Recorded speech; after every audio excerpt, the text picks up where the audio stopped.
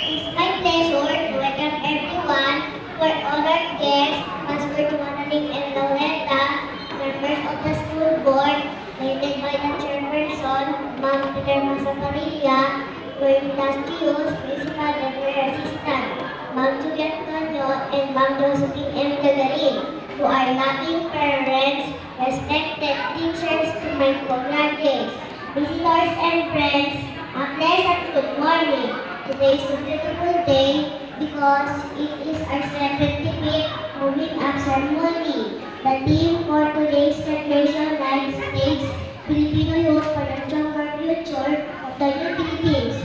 The outstanding part of our theme emphasizes the very important role of education in shaping Filipino youth as leaders and serves as motivation for positive change in building a stronger and more progressive nation.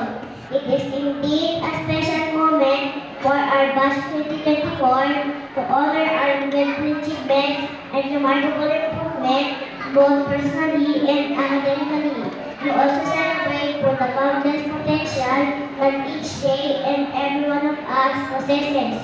This morning, I hope everyone will enjoy today's 75th moving up ceremony and take